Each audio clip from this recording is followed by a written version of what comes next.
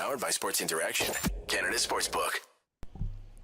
Well, hello everyone, and welcome back to Game Over Winnipeg. My name is Lyss. I am one of your regular hosts, and I am joined by Mike today, and we have a lot to talk about. Mike, how are you doing on this fine Sunday evening? I'm doing all right. It feels weird to be calling it the evening because it's still so light outside here in Calgary, but I'm really thrilled to be here. Yeah, it's going to be super fun. Mike's been a good friend of the show this year. He's jumped in a couple of different markets to talk all things Canadian hockey teams. Mike, tell us a little bit, give us the Coles notes of what you've been up to lately and, kind of why I asked you to come on the show today. Well, I've had a busy year, busy couple of years. I'm writing for Daily Faceoff these days. Had a lot of fun there this season. I've had the chance to go see hockey in a lot of different places. I've been on trips to Vancouver and Laval to the All-Star game for the AHL, and down to Tempe for some Coyotes games at Mullet Arena with work, and it's been pretty crazy. And yeah, I've covered the Jets before. I wrote for one of our websites affiliated with Daily Faceoff, Jets Nation, a couple of years back, and they've always been a team that I've followed. They moved from Atlanta when I was sort of really getting into hockey just over 10 years ago, and so yeah, it's been a lot of fun to follow them over the years, although right now it's less than fun to see what they're up to. Yeah, no, definitely always fun to have a little bit of a, different connection here, there, everywhere to different teams. And, always a fun chance to come talk about an exciting, awesome, fun game on a show about the Winnipeg Jets, right? Yeah, no. Ugh. I guess we're going to have to talk a little bit about tonight's hockey game that just occurred. I'm so glad a lot of us spent our Sunday evening watching that stinker. Yeah, so 3-0 loss against the St. Louis Blues that we just kind of unpacked there. And, I think a lot of Jets fans have a lot of things that they want to say. I see we're already at a decent number of viewers on the stream because I think a lot of people have a lot of different frustrations, and you could watch the Jets post-game coverage and hear some excuses and whatnot, or you can come get angry with us. So if you're here, thank you for being here. Make sure you like the stream, hit subscribe, and all that good stuff. Noah, as always, is in the chat, and I guess Nate Schmidt post-game says that it's tough to say that there are silver linings this time of year. We need results, and I think that's kind of a big centering idea that I want to surround a lot of what's going on here. There were a couple of things in this game that I actually did like. There are lots of things that I didn't like, of course, as well. But at the end of the day, when they're in the position that the Winnipeg Jets are right now, the results are the thing that matters, more than anything. Obviously process and making sure that you're able to, do the things that you need to do to achieve those results is extremely important. But at this point, if the process isn't leading to results, then the process isn't good enough. And it's definitely not leading to any results. The power play, 5-on-5, lots of different issues with scoring. Mike, what were some of the big issues that you noticed tonight when you were watching this game? Well, they couldn't finish. That's a big one. And they were playing against a goalie playing in, I think, his second or third NHL game, in Joel Hofer, who his credit is an outstanding prospect. I saw him up close at the All-Star game in Laval, and he's really got it. He's had a fantastic season. And even last year, he was pretty big for Springfield as they went pretty far in the AHL playoffs. But yeah, when the Jets are spending that much on their forward group and having added a couple of pretty good forwards in Nemesnikov and Niederreiter at the deadline, you got to be able to put a goal past this guy, especially when the two teams who you're competing for basically for that last Western Conference playoff spot are teams that either sold or stood pat at the trade deadline in Nashville and Calgary. And yeah, I mean, this Jets team, they do remind me a lot of the Flames from a couple of seasons ago, just in that they have this core that they've had for a while, and they made a coaching change. They brought in an older coach in Rick Bowness to replace a guy, and but the difference is they haven't really had that. They started hot, but they haven't been able to find that consistent rhythm, especially of late. And just feels like you were sort of saying it before we went on. They're kind of going through the motions a little bit, and I saw a lot of that tonight. They outshot the Blues by a lot, but not a whole lot of it was all that dangerous. And I give credit to Nick Ehlers for trying to spark the team with that fight, but my goodness, they really didn't come out after that to enact a whole lot of damage. Gosh, no, yeah. And I want to share a quick word from our sponsors, and then I'm going to ask an ensuing question. So, of course, it's March Mania at Sports Interaction. So there's NHL, NBA, March Madness, MLB, and so much more. It's absolutely bananas. Play Piñata Picks and Minute Madness, exclusive games with insane odds you can't play anywhere else. So make your next bet with Sports Interaction. Download the app in Ontario using the QR code that you see at the bottom of my screen, or head to sportsinteraction.com/SDPN to get started. 19 plus, please play responsibly. So Mike, if you had to bet right now, what do you think Kyle Connor's shooting percentage is in the last 10, 15 games? Well, I don't know, but the fact that you're asking me probably means it's pretty low. So I would say 4%. I don't know what his shots were tonight. Going into this game, obviously he didn't score any goals, don't know how many shots, but he was rocking a 2.5 shooting percentage going into this game, which is super fun for a player that relies heavily on his finishing ability. So I think that's kind of a common theme we're seeing in this top six. It's so funny. So I'm in business school, and I feel like business school is pretty much entirely my life, and I make everything into business school analogies. But it's busy season in accounting, of course, right now with tax season and whatnot, and there's something about this team that's just giving the vibe of a really bad auditing office of just people just sitting there with their heads down. Hockey is a profession. I know that this is these people's jobs, but it's also a sport, with the fights and the excitement and all kinds of things. It's exciting, and there's passion, and there's a lot of fun that's involved. This seems like everyone is just showing up to their place of work lately, putting their head down and trying to sort of do what they have to do and just getting a passing grade from their employer. There is no energy with this Winnipeg Jets team whatsoever. Yeah, it's hard to disagree with that. And especially considering, they lose tonight to a Blues team that only got 17 shots. And you look at the guys who were, the difference makers in this game. And you got a guy in Kapanen who was claimed off waivers. You got a guy in Nathan Walker who was cleared waivers. And you got Jacob Vrana, who passed through waivers as well and was traded at 50% retention. And the goalie is the Blues' third string goalie. And the Jets, you can look at the shots on goal and see 34-17, but the actual expected goals, I think the Jets generated under 2 if you go by natural stat trick. They really weren't playing with a whole lot of energy. I will fully admit I was having trouble paying attention to this game. It was malaise. Trying to watch it. It was really tough to stay completely engaged.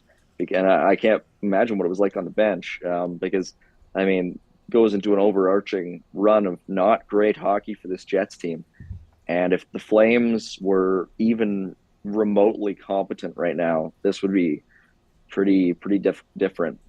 Really, the Jets, this reminds me a lot of the 2021 race to the playoffs where Montreal was doing everything it could to not make the playoffs, and Calgary was saying we're not going to make it either. And so Montreal ended up making it, and they ended up making it all the way to the Stanley Cup final. Oh God! So maybe that'll happen to Winnipeg, but right now, okay. I think they have to score a goal first in order to do that. So it's definitely, not quite the time. So as all of you know, I run this show with my good friend Brady, and we run these game overs together, and we're both very passionate Winnipeg Jets fans. So we're going to do a fun little thing today. We are going to have Brady call in, and he is going to share some words of wisdom from our so insightful, so courteous way of talking about the Winnipeg Jets. So in a minute, I'm going to let Brady give us a call in, and we'll see what he has to say. Mike, do you think he's going to be super nice about the Winnipeg Jets? Yeah, he'll be gushing. He'll say that he'll be talking about how much he thinks Logan Stanley and Carson Kuhlman are going to be the next core. I don't know. Bring those guys back in the lineup. That'll change things. And Logan you know Stanley, what? Brady's about to call, and I feel like I'm going to make a quick prediction. He's going to talk about Nikolai Ehlers getting demoted. Oh, my goodness. Well, you can hear. There he is. Well, hello, Brady Chalice. How are you on this fine Sunday evening? Hey there. Long-time listener, first-time caller. Hey, Mike, how you doing? Hey, I missed the first 2 periods of the game. I'll be honest with you guys. I have one little question. What the fuck is going on? What is going on with this team? Why is Nikolai Ehlers on the third line? Why is Blake Wheeler on the top line? How many power plays did we go 0 for on tonight? What is going on? Why is this happening? When Nick Ehlers gets demoted to the third line, he's not even being demoted so that he can play with Vlad Nemesnikov. Nikolai Ehlers fought someone tonight. I don't know. I don't have anything actually important to say. I was just curious what the hell is happening. Because, again, like I said, I missed the first 2 periods. And I come home and see that we're getting shut out by a guy who I used to ref in hockey. Like, what's going on? What is going on? Anyways, love the show. Hope you guys have a great night. I don't have much else to say. We'll see you on Tuesday, Brady. God bless. Thank you for joining us this fine evening. Thank you. Well, I will say to that, I think they are missing Cole Perfetti a lot. So am I. They're not special. Just as a completely neutral observer, I mean, they're without Perfetti, they're without Sam Gagner. I think their center depth is being tested, and I just think their overall depth is being tested. And I get they got Niederreiter and Nemesnikov at the deadline, but still, I just think Connor Hellebuck, he can only do so much. It's just a shame. Josh Morris, he's playing so well. Like I went to school with Josh Morrissey actually here in Calgary, and well, I was rooting trivia. I was rooting for his progression a couple of years ago, and he's really found it. But yeah, this season has not been it. I've seen. I want to ask you a question. I've seen some discourse recently about Neil Pionk. Is the fan base soured on him? Fan base is very soured on him. It's I don't want to fault him in a lot of capacities, and it's kind of funny. I talk about Neil Pionk for at least 10 minutes probably every single episode, and honestly, I bet you if you went back to like some random show in the middle of January and clipped the part where I talked about Neil Pionk, you wouldn't even know what game I'm talking about. It's the same thing every game. I'm like, what is that man ever doing? The fan base is very soured on him, and part of it is because of his usage as opposed to him himself. He is struggling a lot out there, but they keep putting him in situations where he's just not going to succeed, and it's hurting the team a lot. Yeah, the Jets' defense is very expensive. Like, that's the thing is, holy moly, beyond Morrissey, I mean, having Nate Schmidt and Neil Pionk collectively making nearly $12 million, that is a lot. It's a rough one up there. Yeah, for sure. And I think tonight, the defenseman, I want to dunk on the forwards more than the defenseman, solely because I think I dunk on the defenseman a little bit too much. And I think that a lot of tonight came from the lack of generation up front. But I think that, while we're talking about the defenseman, it's worth noting that, well, and I am going to talk about offense too while talking about the defenseman because that's just what I do. But I think that, Garrett Hole, who I shout out probably every other episode because he gives great, tidbits during the games and great insights, was making a good point about how this Winnipeg Jets team relies a lot on their defensemen to take those shots up top, and they move a lot of pucks up there, and they do a lot of top cycling as opposed to cycling down low.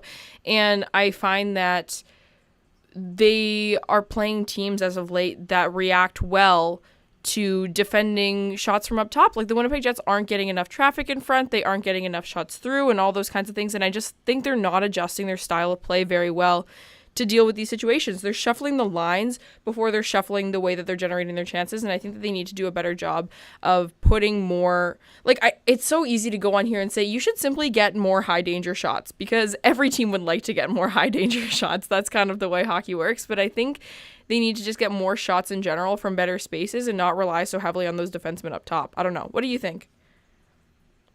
I think the Jets need to really I don't know what their time on ice deviations are, but I just think they need to really lean on some of their top guys because I'm looking at their expected goals above replacement leaderboard on Evolving Hockey right now, and there's a lot of guys on this team who, my question would be, what are you doing here? What are you providing? Can you drop some names for me, please, and thank you? Blake Wheeler's way down there. But dead last is Adam Lowry. And I hope there's not a very specific Twitter account following me because I did not. They got very upset with me for not liking the Adam Lowry contract when it was signed. But, I mean, there's a lot of guys here. Holy moly, Neil Pionk completely, you can't play. Oh, my goodness. You can't play defense. My goodness. Yeah, they're missing Cole Perfetti a lot. No, that's absolutely. Huge. Yeah, so, No, go ahead. I think this summer is going to be a huge one for the Jets because they're kind of locked into this for now, but they also, you can talk about retooling. The Jets are in a relatively favorable position, I think, with their contracts. They can make some pretty quick, big moves. There's a lot of guys who are coming up on renewal. I mean, even Blake Wheeler is a pending UFA after next year. But the problem with the Jets is they don't really have any like 24-year-olds. They got a bunch of 27-year-olds. And that's Yeah. a big difference when you're talking. And the only 24-year-old guy they have wants out, or at least allegedly wants out. With Dubois, I mean, I don't know the whole story with that, but yeah, I mean, the Jets. I like some of the picks they've made. That's the one thing is I really like Perfetti, obviously, and McGrory coming in, and God, I'm blanking on who else they've picked recently, but I know they've been a pretty good drafting team. I just think if this is a team that could establish itself in a position where they can have 2 or 3 or 4 first round picks in the next couple of years, then you can maybe make some hay around Ehlers and Connor and Morrissey. But for now, they're kind of in no man's land in that I'm not sure I like their core enough for it to be a winning core. They kind of are what I see as the future of the Ottawa Senators if things don't go well there. That's not what you want to Which hear. might be a bit of a spicy take, but yeah, they can't stand pat this summer, and I know standing pat has always been Kevin Cheveldayoff's favorite thing to do, but this summer's got to be one of change, I would say. Yeah, absolutely. And I think the interesting money that's tied up on the back end is very frustrating in that capacity, where you have on each pairing you have a guy making over $5 million, right? Between Pionk, Schmidt, and Morrissey, right? Where it's the distribution of their money versus ice time versus effectiveness is rough back there. And I think that isn't unique to the decor, though. Like you mentioned Adam Lowry. I have a little bit of patience for, just as far as littler things. Like I don't put a ton of stock in things like faceoffs, but right now if the Winnipeg Jets could win a faceoff to save their lives, that'd be great. And like last game, for example, like Adam Lowry scored a goal where he like fought tooth and nail to get that puck out of the faceoff circle, things like that. Like I think I have a little bit of patience for some of the other stuff, like the miscellaneous tab, that if you want to call, but the players like Blake Wheeler and Mason Appleton, like there's just so much net negative. Like what are they doing? What are they doing? And so I think Blake Wheeler is an area of frustration for a lot of Winnipeg Jets fans right now. And like you were mentioning about this upcoming summer, obviously this is a player that's nearing the end of his contract, and there's a lot of discussion around what that looks like and how things might change around that player. But his usage and his deployment is continually one of the more frustrating parts of this team. And I don't get it. He's not contributing anything positive, essentially, at this point. Not at 5-on-5, not on the power play. I am at a loss for words when it comes to Blake Wheeler, and I don't think it's his fault. I'm blaming the coaching staff on this, and I feel like you could have just clipped. I think I said the exact same thing in 2019 and probably 2020 and 2021, and I don't even know what to say anymore, Yeah, the good thing with Blake Wheeler is he is, as we've mentioned, he's coming up on his last year. I definitely can see there being interest in a trade at $4.1 million for a year, easily, 100%. If they retain half the salary, I can totally see that, and I think it's a natural move to make, because he's got a modified no trade, 5-team trade list, and I look at that and I see, what would a Boston reunion look like? What would going to New York look like? What would going to Pittsburgh look like? I totally do think there could be interest in Blake Wheeler, just because you look at his numbers, his boxcar stats. I could totally see a team being like, Blake Wheeler isn't good enough to be a first-line forward on the Winnipeg Jets, but he could be good enough to be a third-line forward for us, and like a really good third-line forward for us. Sort of, and it's unfair to him to compare him to this guy, but sort of like why the Rangers acquired Patrick Kane. Mm-hmm. Like, and I'm not saying Wheeler is Patrick Kane, because I think Wheeler is probably a much better guy than Patrick Kane, but I can see, and even maybe double retention. I don't know. That might have to happen closer to the deadline, but that's an off-season trade I could totally see happening, and it's what makes sense, because otherwise, you can't really buy him out. And I don't know. I think for a team in the position that the Jets are in, moving Wheeler makes a whole lot of sense. I can't see any interest in wanting to let him walk necessarily. I mean, I know he's getting up there in age, but there just has to be a long reckoning, I think, in Winnipeg of whether this group that they have is good enough. And I would say no. I don't know what a lot of Jets fans would say. I would say it maybe could be if you make a couple of really shrewd trades, but even then, you're at a point where these guys are for the most part getting to a point where they're up there in age. Like, and it's weird to call a 27-year-old old, but if you're going to do a retool, the guys who you're going to be bringing in are going to be, by the time they're 22, Ehlers is going to be 32, and so it's definitely a balance that has to be made, because I think the Jets, quite frankly, are a glorified Vancouver Canucks, in terms of the players that they have, their commitment to trying to win, and they're definitely a better team. They're capable of making the playoffs, and I think they still will make the playoffs this year. But I just don't think they have that ceiling that they think they have. I don't know about you.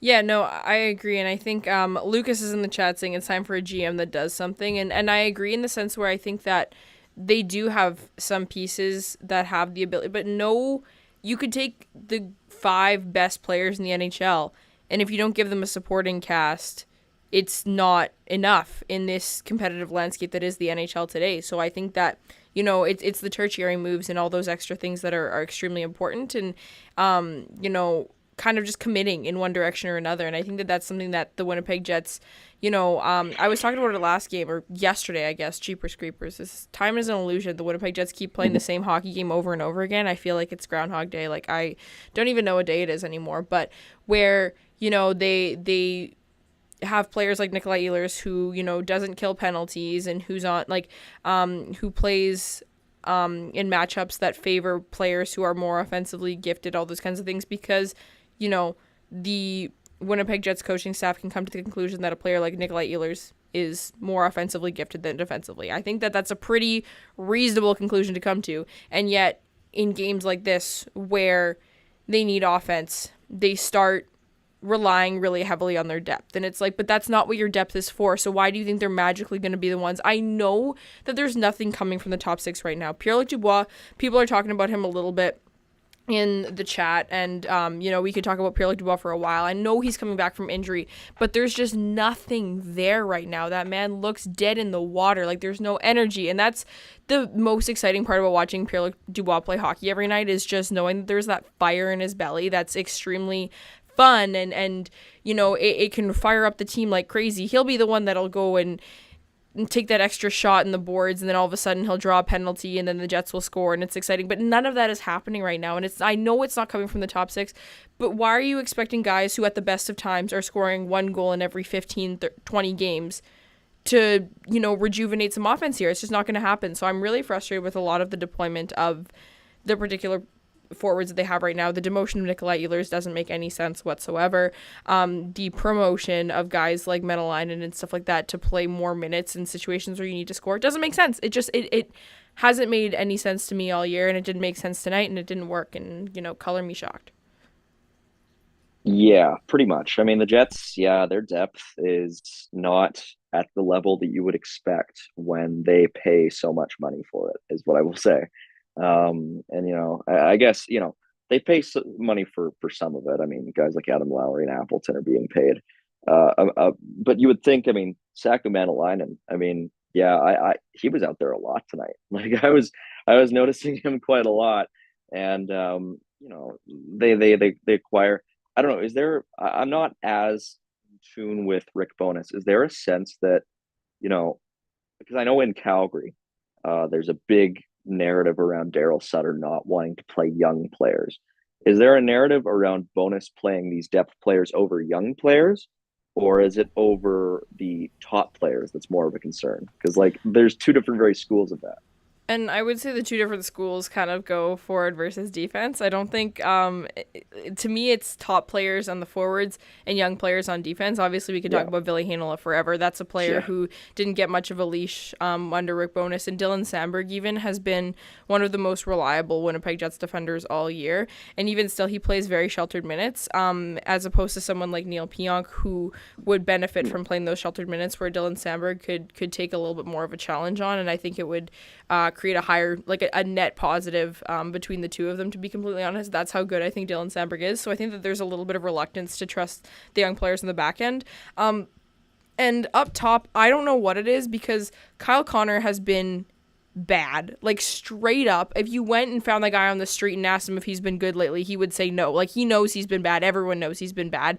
But the coaching staff hasn't really modified anything there. They bumped him down on a line tonight, but to me, jumping from first to second line on the Winnipeg Jets team, as it's currently constructed, doesn't mean anything because they essentially have 2 first lines or 2 second lines. Like, it's A and B. It's not really 1 and 2 at this point. So it's really Nikolai Ehlers, like, that gets the that he doesn't get trusted properly. Like, obviously the entire depth is deployed, but like Scheifele doesn't get benched or short shifted. Neither does Kyle Connor. Neither does Blake Wheeler. Neither does Pierre-Luc Dubois most of the time, honestly, when he's healthy and around, which is surprising because that would be one of the guys that I would want to staple to the bench every now and then when he's going nuts. But there is a lot of reliance on the depth up there, but it's weird too because it's not young players, because Morgan Barron is not an old guy whatsoever, but he gets, a couple extra shifts down low with the third and fourth line whenever the Jets think they need offense and they start playing more of their bottom 6, because I don't know how 1 + 1 = 3 in that situation, but I'm not the coach of the Jets. Rick Bowness is. So that's kind of my take on the top players versus young players, but there's definitely some similarities in a lot of those coaching styles and disparities with some of those old school coaches, if I may. Yeah. Well, okay, I will say this. Okay, I'll add some positivity here. I was at an Everett Silvertips game earlier this month, and I will say Brad Lambert was the best player on the ice. It was Seattle Thunderbirds against the Everett Silvertips, and he was unbelievable. So I think here's what I say about Winnipeg.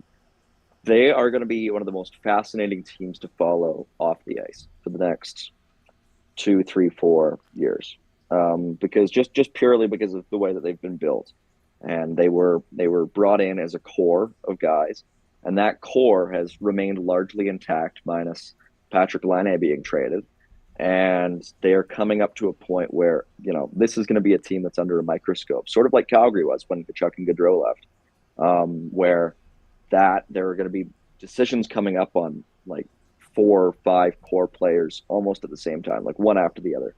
So from that perspective, I think the Jets are fascinating.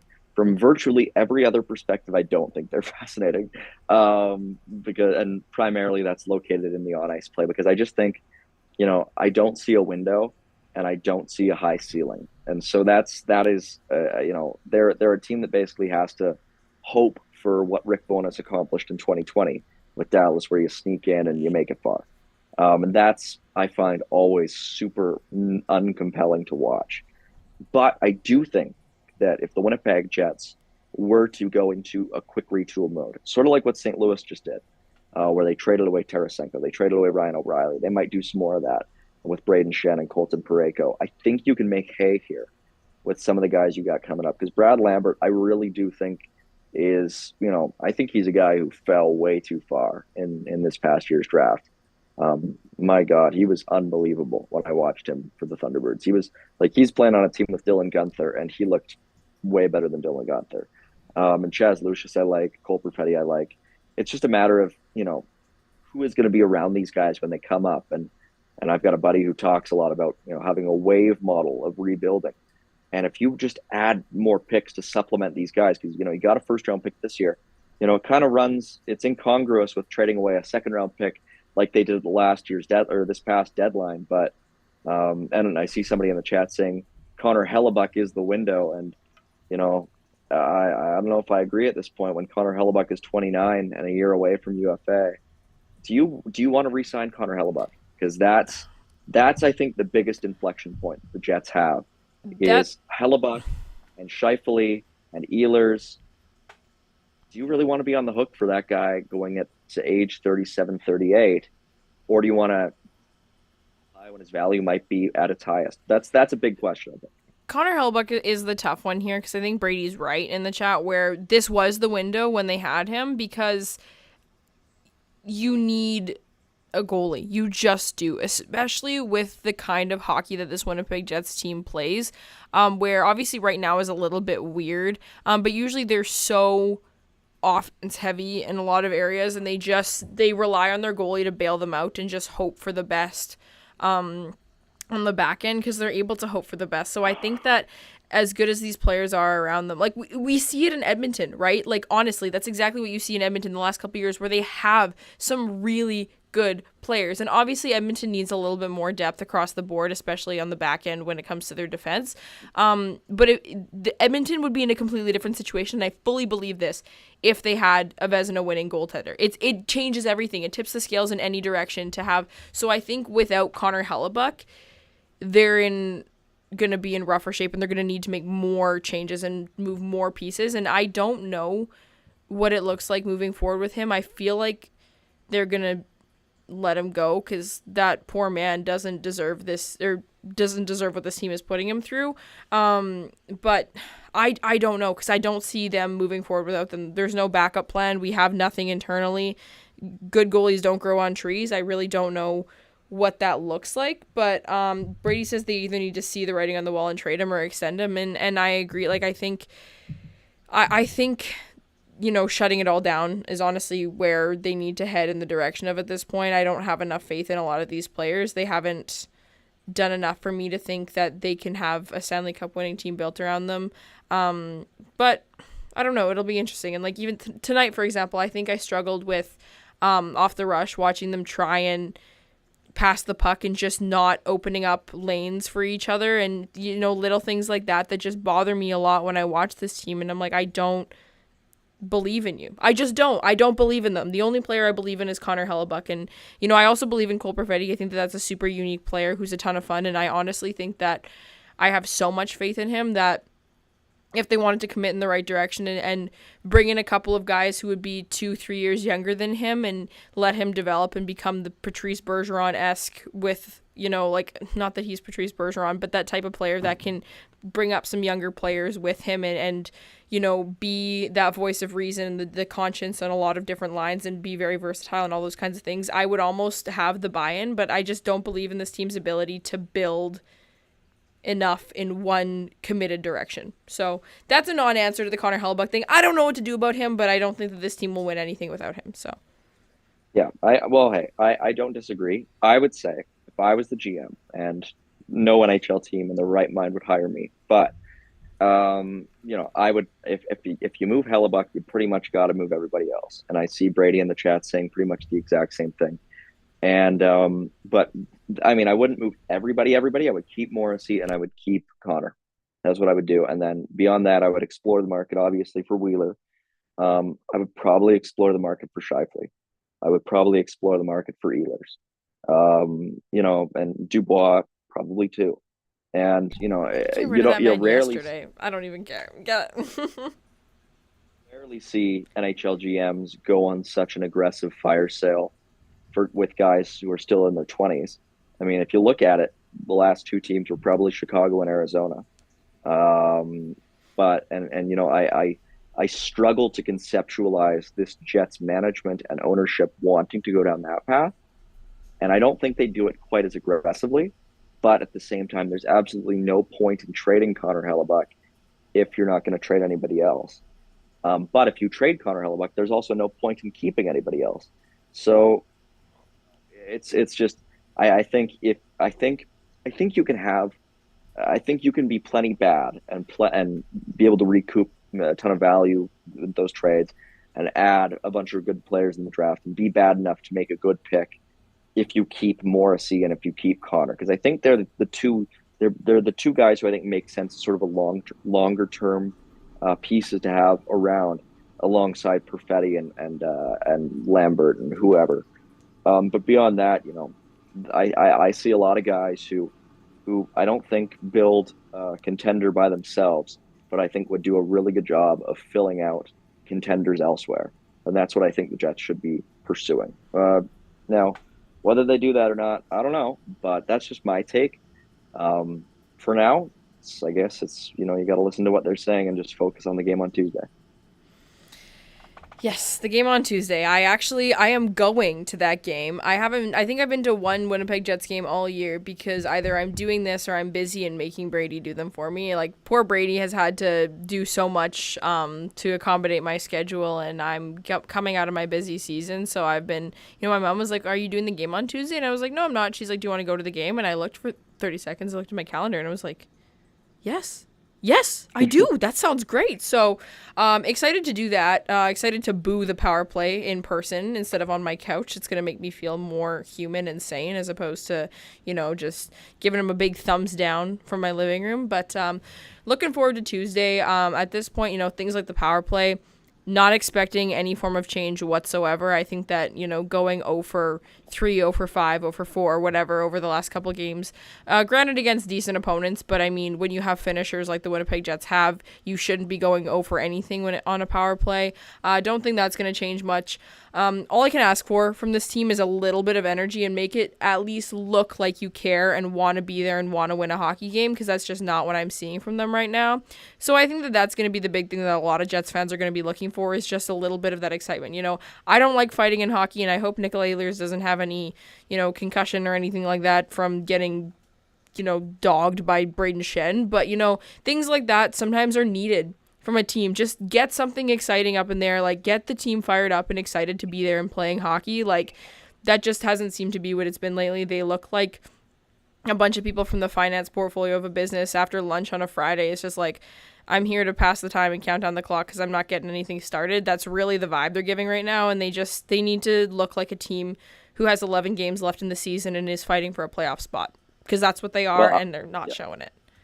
Yeah, well, I'll do the honors of doing a little bit of a preview of Tuesday's game, because I watch the Coyotes a lot, and they're one of the two teams that I really follow closely because I've written about the Coyotes for years, and it's right now it's the Clayton Keller show. That's the one thing that you'll see in Winnipeg. But the funny thing about the Coyotes is they probably will lose on Tuesday, but they have points in 8 straight. And their splits on the home and the road this year are so funny, because at Mullet Arena this year, they are 20-11-3. And on the road, they are 7-21-8. So Winnipeg will probably win on Tuesday, because Arizona has won 7 out of their, quick maths, 36 road games this year. Keller has 75 points this year. He's got more points than Austin Matthews and Kirill Kaprizov and Alex Ovechkin and Kyle Connor and Steven Stamkos, and he has the second most points in the NHL since the All-Star break, behind only McDavid. So that's what the Jets are going up against on Tuesday. So get hyped for that. That sounds lit. Brady and I were actually talking once on our podcast. We're talking about how Clayton Keller is going to be a perennial NHL All-Star, just with the way that the Arizona Coyotes kind of roll. But like, he's kind of slaying. Like, he is off to the races right now. So that'll be fun to watch. I love, going to a Jets game, you're going to be able to watch the Winnipeg Jets. That's kind of a given. Don't know what Winnipeg Jets are going to show up on any given night. But I always get excited whenever, every opposing team has often some form of exciting quality about them, especially if you're a hockey fan, to the degree that you and I are, right? There's a redeeming quality for every team, if not, something really exciting to look forward to. So definitely looking forward to that. Any chance Vejmelka's going to be in net? Because that man, rocks a freaking 5 goals saved above expected every single time he plays the Winnipeg Jets. So hopefully he's on vacation. We don't know yet. The funny thing is the Coyotes are running with 3 goalies right now, and I'm not entirely sure why. But Ivan Prosvetov has started the last 2, and he's been lights out, so he is due for a stinker. Yes, but I'm not bring it on. I'm not sure if he will start on Tuesday. It might be Connor Ingram, and it might be Kirill Vejmelka. We don't really know. But Clayton Keller right now is reminding me of Johnny Gaudreau, a young Johnny Gaudreau. He's playing to that level. And then the other guy, what I will say about Keller is, since the Coyotes relocated from Winnipeg in 1996, he is on pace for their best offensive season ever. So there you go. Well, good for him. Yeah. I hope he scores 0 goals tomorrow or on Tuesday. So, there you go. Mike, thank you so much for joining me this evening. This has been a ton of fun. For everyone who's listening, I know, looking at the chat, thank you so much, everyone, for being here. Everyone's kind of expressing similar frustrations and, just wishing this team would go in a direction that's, positive for once, whether it means positive towards a really good rebuild or positive towards actually winning games when you need to win games. It would be nice if they gave us that for once, but thank you everyone for being here. Thank you, Mike, for being here. For those who are listening, Mike, where can they find you? Tell us about where we can look for you, your work, and all that good stuff. Just go to dailyfaceoff.com. We got all sorts of guys there. Matt Larkin, who used to work for the Hockey News. If you ever read an edition of the Hockey News like 4 years ago, you probably saw a bunch of articles by him. And, of course, Frank Saravalli, who is most notable for leaking the entire Seattle Kraken expansion draft beforehand. I'm pretty sure I still have him muted from that. I was so mad. I was having like a watch party in my house, and I was like, excuse me? But yeah, no, that's awesome. Well, thank you so much, Mike, for coming on. So yeah, make sure you guys check out Mike on Twitter, of course, and Daily Faceoff for all of Mike's work. And Brady will be with you on Tuesday to break down, hopefully, a Clayton Keller 0-point performance, stinker from a goaltender, and a Winnipeg Jets 7 goals on the power play night. So thank you so much, everyone. Have a fantastic Sunday and have a good week ahead. We will see you next time. Powered by Sports Interaction, Canada Sportsbook.